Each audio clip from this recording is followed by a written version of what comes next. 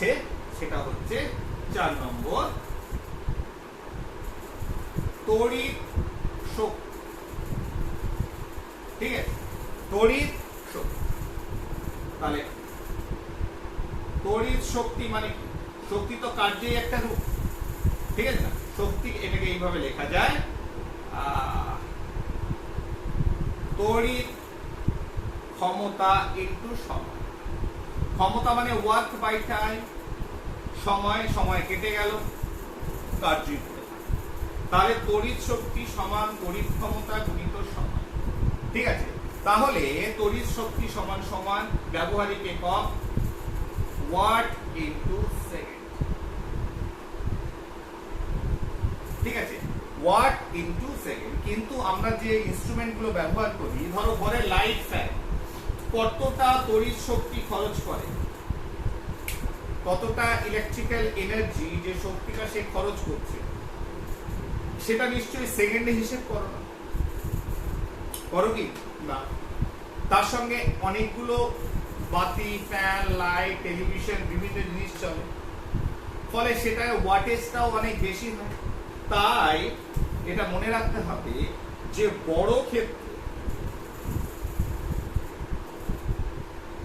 বড় ক্ষেত্রে এই তড়িৎ শক্তিটাকে আমরা কি করি? ওয়াট নয়, এটাকে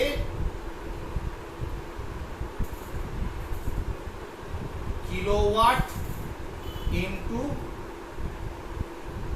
এটাকে ঘন্টা। ঠিক আছে, কিলোওয়াট ইনটু ঘন্টা। ক্লিয়ার? তাহলে কিলোওয়াট ইনটু আওয়ার। তাহলে এটা কি বলে? কে ডব্লিউ এইচ, কিলোওয়াট, আর নাথিং ইজ देयर। তড়িৎ শক্তি ক্ষমতা গুণিত সময়, ওয়াট ইনটু সেকেন্ড, সেটাকে আমরা বড় করে কি বলছি? কিলোওয়াট ঘন্টা। এটাকে কিলোওয়াট ইনটু ঘন্টা। তাহলে এই কিলোওয়াট আওয়ার, ঠিক আছে, তোমার সেটা সমান সমান কত? কিলোওয়াট আওয়ার সমান, সেটাকে যদি আমি জুলে কনভার্ট করি, দেখো এখানে একটা রিলেশনশিপ আসছে, দেখো এটা মুছে দিতে হবে, এটা সবাই বুঝতে পারছে। তাহলে এখানে করে দিই, তাহলে দেখ, তাহলে সমান কিলোওয়াট সমান কত? 1000 ওয়াট গুণিত ঘন্টা কত? 3600 সেকেন্ড, সমান কি হচ্ছে? তাহলে কিছুই নয়, ওয়াট সেকেন্ড এবং ওয়াটকে আমি কিলোওয়াট ঘন্টায় করেছি, ঠিক আছে না? সমান কত আসছে? তাহলে এটাকে আমরা বলছি, তারপর এটাকে রিলেশনশিপটা করে নিই। 3 6 1 2 3 4 5 জুল সমান কত হচ্ছে? 3.6 into 10 to the power 6 joule. এটা কি জিনিস? এই যে কিলোওয়াট আওয়ার যেটা তড়িৎ শক্তি, ঠিক আছে, এটাকে বলা হয় বিওটি। বিওটি, ঠিক আছে না? অর্থাৎ কিলোজুল আওয়ার। সেই কিলোজুল আওয়ার যেটা, ঠিক আছে, সেটা অ্যাকচুয়ালি কি তোমার, এটা হচ্ছে কিলোজুল যেটা বলছো, সেটা হচ্ছে বিওটি কিলোজুল, সেটা হচ্ছে বোর্ড অফ ট্রেড ইউনিট। তাহলে এই কথাটা দেয় যখন, এটা মুছে দিতে হবে। তাহলে কিলোওয়াট আওয়ার নাথিং, তাহলে বিওটি মানে হচ্ছে কিলো ওয়াট ইনটু ঘন্টা, কিলো। তাহলে বিওটি ইজ ইকুয়াল টু, যেটা বলছি তোমার, is equal to K W H, kilowatt hour. আর বিওটি কেন? এটাকে বলা হয় বোর্ড অফ ট্রেড, যেখানে ব্যবসা হচ্ছে, ইউনিট। এটা একটা ইউনিট যেটাকে বলছি, অর্থাৎ আমরা যে ইউনিট কথাটা বলি, যে এত ইউনিট কারেন্ট পুড়েছে, ঠিক আছে, খরচ হয়েছে, তড়িৎ শক্তি খরচ হয়েছে, সেটা নাথিং, সেটা অ্যাকচুয়ালি বিওটি তে করা হয়। বিওট মানে একটা ইউনিট, একটা ইউনিট মানে 1 কিলোওয়াট আওয়ার, ঠিক আছে। তাহলে 1 বিওটি, তাহলে বিওটি সমান কত পেলাম? কিলোওয়াট ঘন্টা, সেটা কত জুল অ্যাকচুয়ালি তড়িৎ শক্তি খরচ হয়েছে? 3.6 into 10 to the power 6 joule. তাহলে একটা রিলেশনশিপ আমরা বার করেছি, BOT nothing, kilowatt hour. Watt সেকেন্ডকে বড় আকারে কিলোওয়াট আওয়ারে আমরা প্রকাশ করেছি। ক্লিয়ার? তাহলে এখানে ছেড়ে দিলাম। এরপরে নেক্সট আরেকটা জায়গা, তাহলে কিলোওয়াট ঘন্টাকে যদি আরেকটা একটু মডিফাই করি, দেখো আমি কোথাও ছেড়ে দিয়েছি না, আমি দেখে নিচ্ছি কোথাও বাদ আছে কিনা। তাহলে এটাকে লিখতে পারি কিলোওয়াটকে যদি ওয়াটে কনভার্ট করো তাহলে ওয়াট ইনটু ঘন্টা ডিভাইডেড বাই 1000। তার মানে 1 কিলোওয়াট সমান কত ওয়াট ডিভাইডেড বাই 1000 ওয়াটকে করে নেব, ঠিক আছে না। 1 কিলোমিটার মানে কত মিটার, 1000 মিটার। 1 কিলোওয়াট মানে কত ওয়াট, 1000 ওয়াট, ঠিক আছে।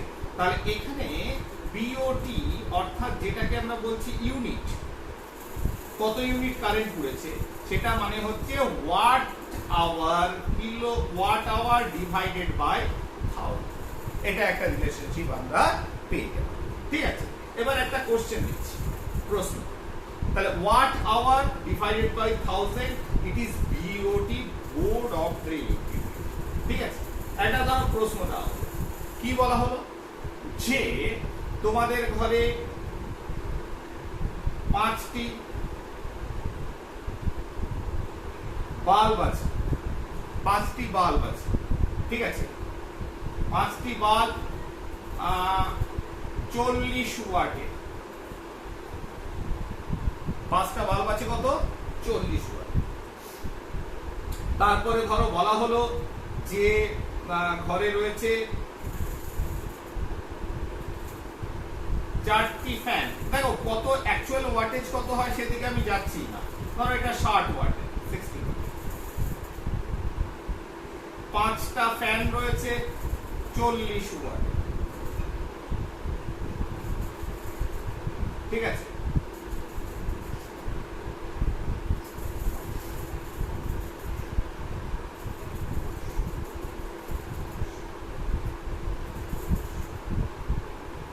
ধরো এই দুটো রয়েছে। এবার বলেছে এরা দৈনিক 2 ঘন্টা ধরে চলে।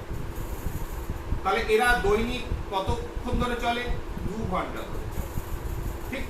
তাহলে তোমার বাড়িতে 5টা বাল্ব রয়েছে 60 ওয়াটে, 5টা ফ্যান রয়েছে 40 ওয়াটে, এরা দৈনিক 2 ঘন্টা ধরে চলে, ঠিক আছে। যদি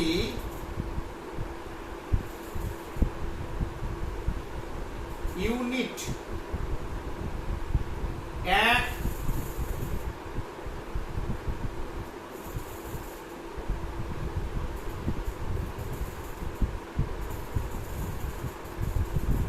ইউনিটের দাম 5 টাকা হয়, তাহলে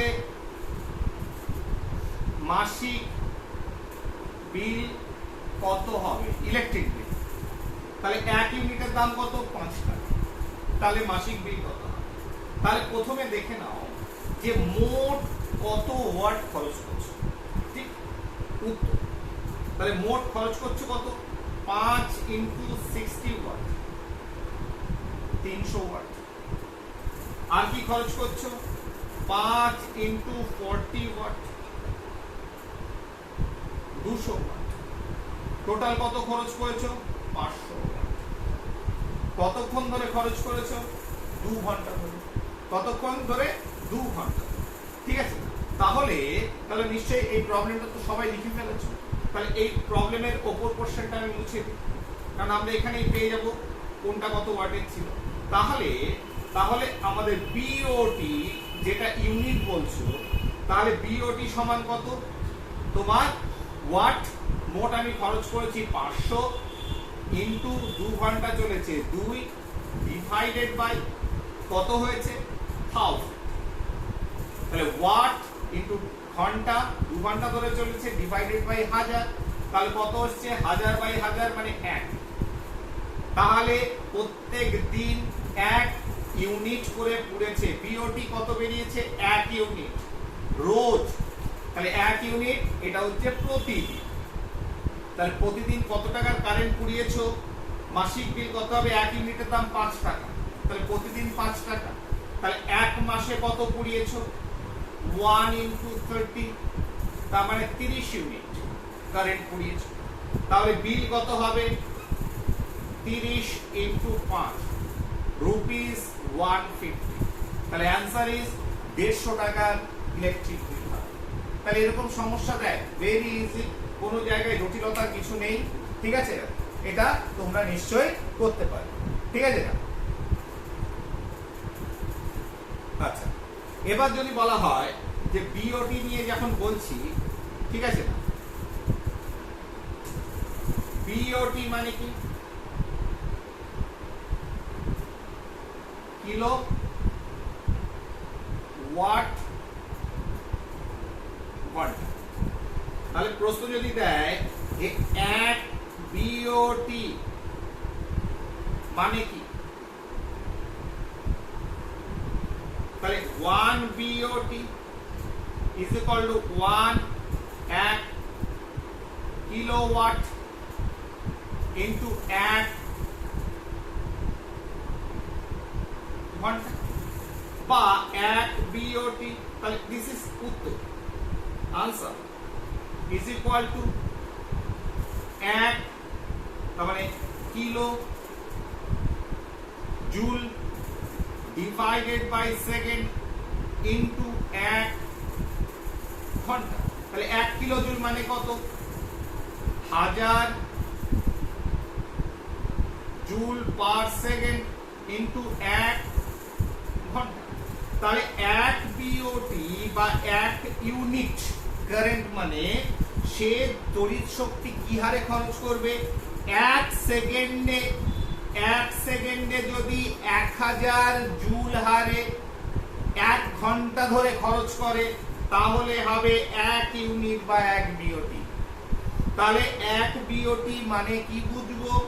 বুঝবো যে 1 বিওটি বলতে বোঝায় সেই তড়িৎ, সেটা বাতি হতে পারে, যে কোনো বৈদ্যুতিক সরঞ্জাম বাড়ি, সেটা 1 সেকেন্ডে যদি 1000 জুল হারে কাজ করে বা খরচ করে, কত? 1 ঘন্টা ধরে।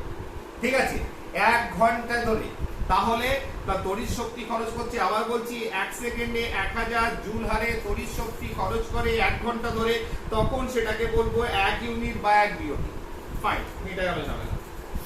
এরপরে নেক্সট কতগুলো পোরশন করিয়েছিলাম, 4টে বা 5টা তড়িৎ শক্তিতে এসেছিলাম। নেক্সট যেটা হচ্ছে, আমরা এক এক করে আসছি। নেক্সট এরপরে কি আছে? হ্যাঁ, একটা ইন্টারেস্টিং পার্ট আছে। আরেকটা কোশ্চেন,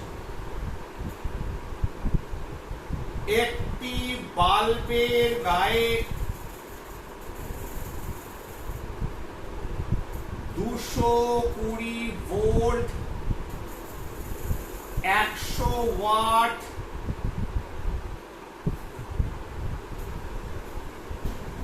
লেখা আছে, এর মানে কি? 1 নম্বর। এর সঙ্গে সঙ্গে যদি আরেকটা প্রশ্ন একটু করে দিই, যে সেটা হচ্ছে বাতিটির রোধ কত? আরেকটা হচ্ছে বাতিটির তড়িৎ রেটিং কত? বাতিটির রোধ কত? বাতিটির তড়িৎ রেটিং কত? ঠিক আছে, তাহলে প্রথম যেটা রয়েছে সেটা হচ্ছে, দেখো 220 ভোল্ট 100 ওয়াট, তাহলে 100 ওয়াট মানে হচ্ছে 100 জুল পার সেকেন্ড।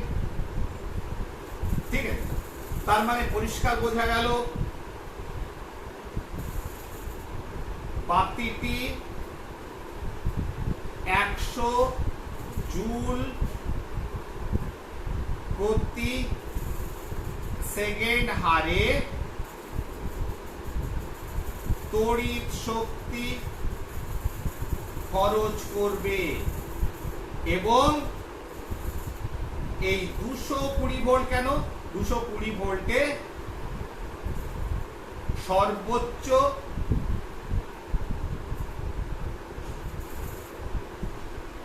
উজ্জ্বল ভাবে জ্বলবে। তাহলে সবচেয়ে বেশি উজ্জ্বলতা এই 220 ভোল্টে পাবে এবং কতটা খরচ করবে 100 জুল পার সেকেন্ড। তাহলে এইটার মানে হচ্ছে 220 ভোল্টে সবথেকে উজ্জ্বল ভাবে জ্বলবে এবং তড়িৎ শক্তি খরচ করবে 100 ওয়াট, মানে হচ্ছে 100 জুল পার সেকেন্ড। তাহলে দিস ইজ উত্তর 1 নম্বর। তাই 1 নম্বরের উত্তর আমরা পেয়ে গেলাম। 2 নম্বর হচ্ছে এখানে দেওয়া আছে ভোল্ট এন্ড ওয়াট। ঠিক আছে, তাহলে আমরা ফর্মুলায় আসি। P is equal to V into I। আরেকটা এটাকে যদি I টাকে চেঞ্জ করে দিই তাহলে P into V into R শিখেছিলাম, তাহলে V স্কয়ার বাই R। তাহলে এই ফর্মুলাটা এখানে কাজে লাগাবো এই কারণে কারণ P এন্ড মানে ওয়াটেজ, ঠিক আছে, ক্ষমতা এবং তোমার বিভব প্রভেদ দেওয়া আছে। তাহলে R is equal to V square by P। V square by P হলে V কত 220 ইনটু 220 ডিভাইডেড বাই পাওয়ার কত 100। ঠিক আছে না? তাহলে 22 ইনটু 22 তাহলে 484 ওহম, 484 ওহম। ঠিক আছে, এইবার এটা হয়ে গেল 2 নম্বরের উত্তর। 3 নম্বরের উত্তর তড়িৎ বাতিটির তড়িৎ রেটিং কত? তড়িৎ রেটিং মানে হচ্ছে প্রবাহ মাত্রা। প্রোভাইডেড কি দেওয়া আছে P, ঠিক, এন্ড V। তাহলে আমরা formula P is equal to যেটা প্রথমেই পেয়েছিলাম V into I। তাহলে এখান থেকে I উৎপন্ন করব যেটা হবে রেটিং। তাহলে I is equal to P divided by V। তাহলে P কত? P is equal to 100 divided by V কত 220। উত্তর আমাদের করে রেখে দিয়েছিলাম, উত্তরটা কত 0.45 অ্যাম্পিয়ার। তাহলে রেটিং কত 0.45 অ্যাম্পিয়ার। এই পরিমাণ তড়িৎকেই এ সহ্য করতে পারবে। ঠিক আছে, অর্থাৎ একটা জিনিস পরিষ্কার, সেটা হচ্ছে ঘরে যে অ্যাম্পিয়ারের কারেন্ট আসে সব বাতির সেরকম অ্যাম্পিয়ারের তড়িৎ দরকার পড়ে না, পড়ে নো। তাহলে ঘরে যে পরিমাণ তড়িৎ আসে সবার সেই পরিমাণ তড়িতের দরকার পড়ে না। বিভিন্ন যেমন এই বাল্বটা যেটা লেখা আছে 220 ভোল্ট 100 ওয়াট, তার রেটিং হচ্ছে 0.45 অ্যাম্পিয়ার, অর্থাৎ ততটাই তার তড়িৎ প্রয়োজন। তড়িৎ প্রবাহ কত হতে হবে 0.45 অ্যাংস্ট্রম এটা রেটিং। যেমন একটা ফিউজ তারে 5 অ্যাম্পিয়ার পর্যন্ত সহ্য করতে পারবে, এর রেটিং কত এই বাল্বটার 0.45 অ্যাম্পিয়ার। তাহলে এইভাবে আমরা বিভিন্ন সমস্যাগুলোকে এই যে সমীকরণ, যে রিলেশনশিপ, একে অপরের সম্পর্ক পেয়েছি, সেগুলো দিয়ে আমরা সলভ করতে পারি। আশা করছি ক্লাসটা ভালোই লাগছে। নেক্সট আমরা যে পার্টে আসবো সেটা হচ্ছে গুণমান। কোন একটা বৈদ্যুতিক সরঞ্জাম তার গুণমান।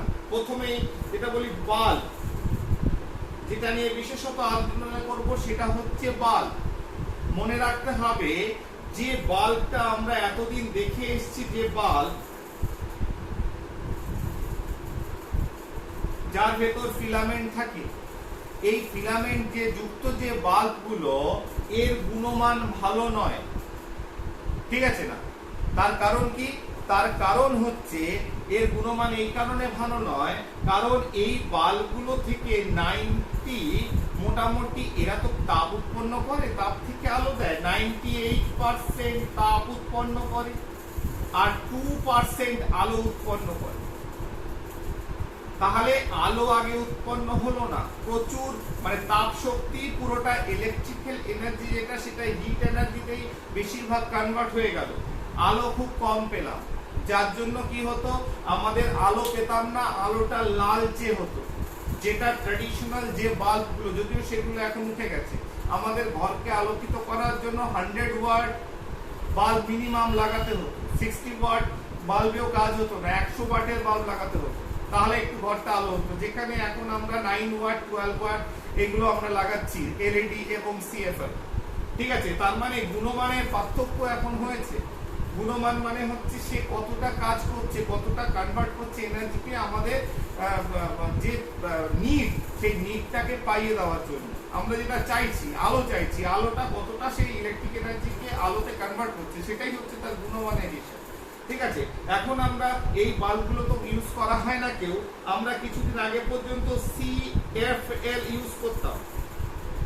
ঠিক আছে, CFL, CF হচ্ছে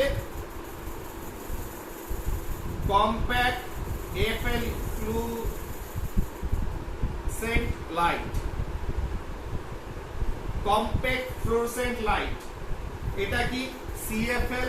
ঠিক আছে, কিছু প্যাঁচানো প্যাঁচানো কুণ্ডলী থাকতো, যার ভেতর কি হতো, পারদ বাষ্প থাকতো, মার্কারি ভেপার। ঠিক আছে, এই ফ্লুরোসেন্ট ল্যাম্প ইউজ করা হতো, যার ভিতর মার্কারি ভেপার থাকতো। এই মার্কারি ভেপারের কাজ কি ছিল, মার্কারি ভেপারের মানে কেন ইউজ করা হতো, তার কারণ যখন ইলেকট্রিক্যাল এনার্জি দিচ্ছ তখন সেই এনার্জিটা পেয়ে পারদ বাষ্পটা, যে পারদ মানে মৌলটা রয়েছে, তার ইলেকট্রনগুলো এক্সাইটেড হয়ে যেত, উত্তেজিত হয়ে উচ্চ শক্তি স্তরে চলে যেত। এটা আমরা পরমাণু গঠনে পড়েছি, যখন তারা উচ্চ শক্তি স্তর থেকে নিম্ন শক্তি স্তরে আসতো তখন শক্তি বিকিরণ করতো।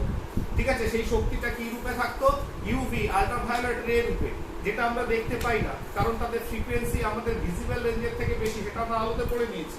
তাহলে সেই ইউভি কে আবার নরমাল ভিজিবল দৃশ্যমান আলোতে কনভার্ট করার জন্য কিছু ফ্লোরোসেন্ট ম্যাটেরিয়াল দিয়ে চারদিকটা সাদা মতো ভেতর দিকে কোটিং দেওয়া থাকতো, যেটা আমাদের কি করে, আমাদের দৃশ্যমান আলোতে রূপান্তর করে। ঠিক আছে, এটা হচ্ছে CFL লাইট। এরপরে এখন LED লাইট ইমিটিং ডায়োড, যেখানে ডায়োড গ্যালিয়াম আর্সেনাইড বা গ্যালিয়াম ফসফাইড, এইগুলো দিয়ে এই ডায়োডগুলো তৈরি হয়। ঠিক আছে, গ্যালিয়াম আর্সেনাইড বা গ্যালিয়াম ফসফাইড দিয়ে তৈরি হয়। এরা আরো উন্নত। ঠিক আছে, এদের তোমার আরো কম খরচ করে এরা লাইটটা বেশি পরিমাণে দেয়, তড়িৎ কম খরচ করে। ঠিক আছে, LED লাইট ইমিটিং ডায়োড, যেখানে এদের কাজ হচ্ছে, ডায়োডগুলোর কাজ হচ্ছে লাইট ইমিট করা। ঠিক আছে, গ্যালিয়াম এর তোমার কম্পাউন্ড দিয়ে তৈরি, গ্যালিয়াম আর্সেনাইড বা গ্যালিয়াম ফসফাইড দিয়ে এগুলো তৈরি হয়। ঠিক আছে, এই ডায়োডগুলো আলো বিকিরণ করে থাকে, এদের গুণমান আরো ভালো। তাহলে এটার জায়গায় CFL এলো, CFL থেকে এখন আমরা দেখতে পাচ্ছি LED। প্রত্যেকের আস্তে আস্তে ধাপে ধাপে বিজ্ঞানের উন্নতির ফলে এদের গুণমানেরও উন্নতি হয়েছে। আরেকটা এরপরে আর কিছু আছে এখানে। ঠিক আছে, আরেকটা হচ্ছে যে কোন বৈদ্যুতিক সরঞ্জামের গুণমান কেমন, সেই হিসাবে একটা রেটিং করা হয়, স্টার রেটিং। স্টার রেটিং মানে হচ্ছে কিছুই নয়, কে কত কম তড়িৎ শক্তি খরচ করে তার যে সেটা চলবে এবং সর্বোচ্চ যে পারফরমেন্স সেটা দেবে, সেই হিসাবে আমরা রেটিং গুলো করে থাকি, স্টার রেটিং। ঠিক আছে, আমরা কিনি 3 স্টার কিনেছি, 5 স্টার কিনলে আরো কম তড়িৎ শক্তি খরচ হবে। ঠিক আছে, এটা হচ্ছে স্টার। এরপরে আরেকটা রয়েছে যেটা নেক্সট হচ্ছে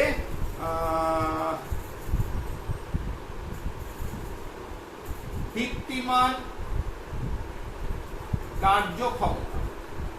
ঠিক আছে, কিছুই নয়, সে কতটা আলো দিচ্ছে, সেই আলোটা একক হচ্ছে লুমেন এককে, পার ওয়াট, পার 1 ওয়াটে কতটা সে আলো দেয় লুমেন এককে, সেটাই হচ্ছে তার দীপ্তিমান কার্যক্ষমতাটাকে বোঝায়। সেটা কিছুই নয়, লুমেন পার ওয়াট, কত লুমেন দিচ্ছে। দেখা যাচ্ছে LED সব থেকে ভালো, 70 to 75 lumen per watt, CFL একটু কম। ঠিক আছে না, 50 to 60 পার ওয়াট, আরো 16-17 ছিল হচ্ছে নরমাল বাল্বে।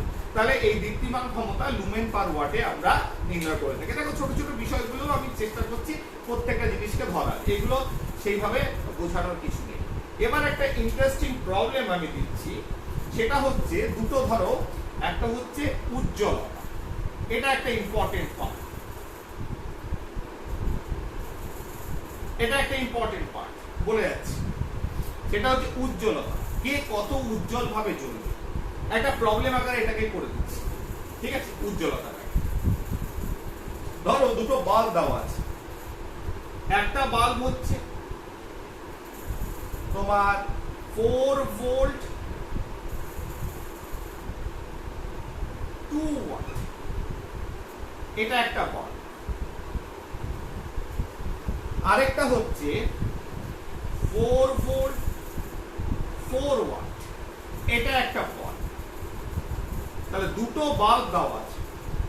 এবার প্রশ্ন হচ্ছে এই দুটো বাল্ব কোন সমবায়ে যুক্ত করলে উজ্জ্বলতা সর্বাধিক হবে? এই দুটি বাল্বকে কোন সমবায়ে যুক্ত করলে কার উজ্জ্বলতা বেশি হবে? তাহলে প্রবলেমটা একটু লিখে নাও। সেটা হচ্ছে দুটো বাল্বের গায়ে লেখা আছে একটা 4 ভোল্ট 2 ওয়াট 4 ভোল্ট 4 ওয়াট। এর ভিতর দুটি বাল্বকে কোন সমবায়ে যুক্ত করলে, ঠিক আছে, সিরিজ অর প্যারালাল, আমরা কার উজ্জ্বলতা বেশি পাবো? ঠিক আছে, তাহলে আগে এই প্রশ্নটা সবাই লিখে নিয়েছো। আমি এই দুটোকে আমি পাশে লিখে নিচ্ছি 4, তাহলে আমার করতে সুবিধা। তাহলে কি লিখলাম? একটা বাল্ব হচ্ছে 4 ভোল্ট 2 ওয়াট 4 ভোল্ট 4 ওয়াট, ঠিক ক্লিয়ার? এবার প্রথমে দেখো আমরা এই দুটো বাল্বের, তাহলে প্রথম বাল্ব এর রোধ, দুটো রোধ বার করে নাও। আর সমান সমান কি? তাহলে এটা 1 নম্বর বাল্ব, এটা 2 নম্বর বাল্ব। আর সমান সমান কি? P is equal to V into V by R বা V square by R। তাহলে R is equal to P by V square, এই sorry V square by P।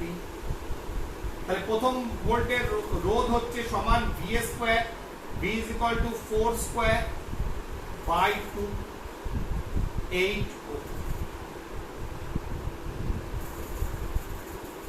দ্বিতীয় বাল্বের রোধ কত হচ্ছে?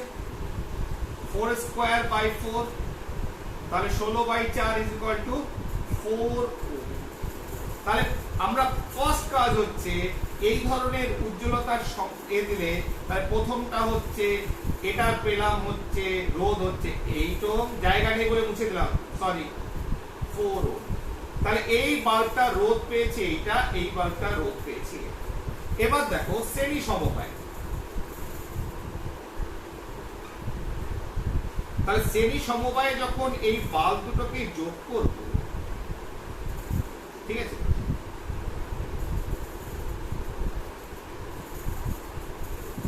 তাহলে শ্রেণী সমবায়ে প্লাস মাইনাসে দুটো বাল্বকে যোগ করব। এর শর্ত কি? আই, আইটা একই থাকবে। কি থাকবে? আইটা একই, ঠিক আছে। অর্থাৎ এক্ষেত্রে আয়ের কোনো পরিবর্তন হবে না, বিভব পথ থেকে পরিবর্তন হবে। আর যখন এটা সমান্তরাল সমবায়ে যুক্ত করছি, দেখো সময়টা আমি জানি না কোথায় চলে গেল, কিন্তু আজকে ছাড়তে পারছি না, এটা করে যেতেই হবে।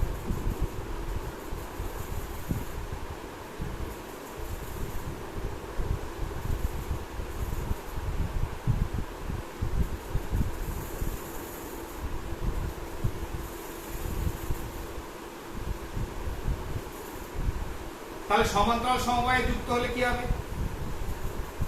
আই এক থাকবে না, কিন্তু এক্ষেত্রে ভি যা ছিল এক্ষেত্রে ভি একই থাকবে, কিন্তু এখানে আইটা পরিবর্তন হয়ে যাবে, I1 I। তাহলে সমান্তরাল সমবায়ে ভি বিভব প্রভেদ এক থাকে, আর শ্রেণী সমবায়ে আই এক থাকে। তাহলে দুটোর ভিতর পার্থক্য কোথায়? শ্রেণী সমবায়ে আই এক থাকে প্রবাহ মাত্রা, সমান্তরাল সমবায়ে বিভব প্রভেদ এক থাকে, যেটা আমরা পড়ে এসেছি বারবার।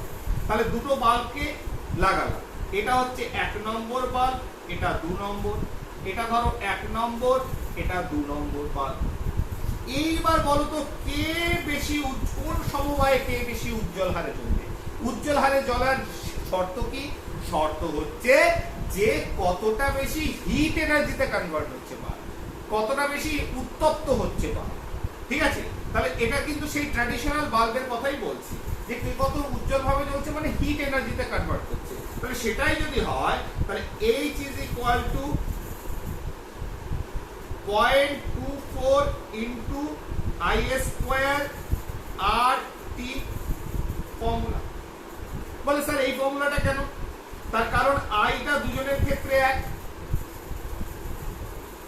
আরটা আলাদা, এর ক্ষেত্রেও আইটা এর ক্ষেত্রেও আইটা, অতএব আই ইজ সেম, আরটা দুজনের ক্ষেত্রে আলাদা। আর এর ক্ষেত্রে যেহেতু আইটা আলাদা ভিটা সেম, তাহলে এটাকে আমরা কনভার্ট করছি H is equal to 0.24 into V square T by R, ঠিক আছে না? তাহলে এটা থেকেই I is equal to V by R convert করলে V square by R পেয়ে গেলাম। তাহলে এর ক্ষেত্রে এই ফর্মুলাটা অ্যাপ্লাই করছি কেন? কারণ এর ক্ষেত্রে I আলাদা দুজনের ক্ষেত্রে, মুশকিল। তাহলে ভিটা তো দুজনের ক্ষেত্রে এক, তাহলে আর যদি আলাদা হয় দুজনের ক্ষেত্রে H এর ভ্যালু আলাদা পাবো। এর ক্ষেত্রে দুজনের ক্ষেত্রে I এক, আর আলাদা হলে ভ্যালু পেয়ে যাবো H এর। তাহলে এর ক্ষেত্রে এই সমীকরণ, এর ক্ষেত্রে এই সমীকরণ অ্যাপ্লাই করে যদি দেখি, তাহলে দেখো আর এর সঙ্গে এই সমানুপাতিক, আর যার বেশি তার H ও বেশি, উজ্জ্বলতাও বেশি। তাহলে কার আর বেশি? এই এক নম্বরের আর বেশি, রোধ বেশি এক, তাই শ্রেণী সমবায়ে এক নম্বরটা বেশি করে জ্বলবে, খুব ভালো জ্বলবে। তার কারণ তার রোধ বেশি হলে হিট বেশি হবে। আর সমান্তরাল সমবায়ে যখন দিলাম তখন আর আর এইচ হচ্ছে ব্যস্তানুপাতিক সম্পর্ক, অর্থাৎ যার রোধ কম সে বেশি হিট উৎপন্ন করবে। অর্থাৎ সমান্তরাল সমবায়ে যখন প্যারালাল কানেকশন করব তখন যার রোধ কম এ তোমার বেশি উজ্জ্বলতা দেবে। তাহলে এই উজ্জ্বলতা আমি বিভিন্ন কম্বিনেশনে কি ভ্যারি করছে সেটা এই সমীকরণ থেকে আমরা বুঝতে পারলাম। সবাই বুঝতে পারছো? কোনো আশা করছি বোঝার অসুবিধা নেই। এই ধরনের প্রবলেম গুলো তোমরা কিন্তু এইভাবে করবে। এই ধরনের ইকুয়েশন শ্রেণী সমবায়ের ক্ষেত্রে এই ইকুয়েশনটা, সমান্তরাল সমবায়ের ক্ষেত্রে এই ইকুয়েশনটা বার করে যা দেখা যাচ্ছে এটা আর এর সঙ্গে সমানুপাতিক, আর এর সঙ্গে ব্যস্তানুপাতিক, অতএব রোধ যার বেশি এর ক্ষেত্রে সে বেশি উজ্জ্বল হবে, সমান্তরালে রোধ যার কম সে বেশি উজ্জ্বল হবে। আচ্ছা, এখান থেকে আরেকটা প্রবলেম দেয় হচ্ছে যে আমাদের গৃহে, আমাদের বাড়িতে যে বিভিন্ন অ্যারেঞ্জমেন্ট গুলো রয়েছে সেগুলো কিভাবে রাখি? শ্রেণী সমবায়ে রাখি না সমান্তরাল সমবায়ে রাখি? দেখো একটা জিনিস এতদিনে তো শিখে গেছি, সেটা হচ্ছে যে সমান্তরাল সমবায়ে প্রচুর জিনিস আছে, লাইট ফ্যান সব রেখে দিয়েছি। বাই চান্স কোথাও কাট অফ হয়ে গেল, সমস্যা হয়ে গেল, সব তো নষ্ট বন্ধ হয়ে যাবে, সেটা কি তুমি চাও? না। অতএব আমি চাই যে প্রত্যেকটা, এর ক্ষেত্রে দেখো প্রত্যেকটা তার আলাদা, মানে একটা নষ্ট হলে আরেকটা কি এফেক্টেড হচ্ছে না।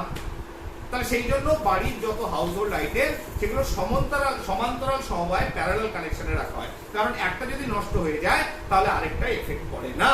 কিন্তু এক্ষেত্রে জিনিসটা যেমন চেন, তোমার দেওয়ালির সময় চেনটা যদি কোথাও ফল্ট হয়ে যায় কেউ জ্বলবে না, তা হাউসহোল্ড আইটেম সেটা করে লাভ নেই। দ্বিতীয় কথা হচ্ছে যে এক্ষেত্রে বিভব প্রভেদটা আলাদা, বিভব পার্থক্যটা ড্রপ করছে।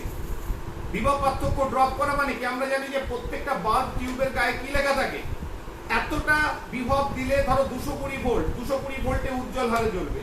তুমি পাঠালে 220 ভোল্ট, এখানে 220 ভোল্টে বিভব প্রয়োগ পেলো না, তাহলে বাল্বটা কি জ্বলবে? সেরকম জ্বলবে না। কিন্তু এক্ষেত্রে কি হচ্ছে, সমান্তরাল সমবায়ে যে বিভব প্রভেদ উৎপন্ন হচ্ছে প্রত্যেকটা আইটেমের ক্ষেত্রে একই পোটেনশিয়াল ডিফারেন্স পাচ্ছ, এবং প্রত্যেকটা আইটেমে লেখা থাকে দেখবে এত 20 ভোল্ট এত ওয়াটেজ।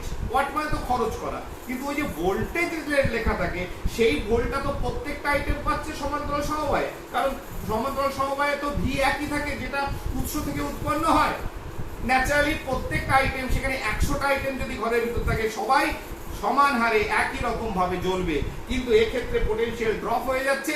অতএব যে পরিমাণ ভোল্টেজ পাওয়ার কথা উজ্জ্বলতা বা পারফরমেন্স দেওয়ার জন্য, ঠিক আছে, সেটা তুমি আর পাচ্ছে না।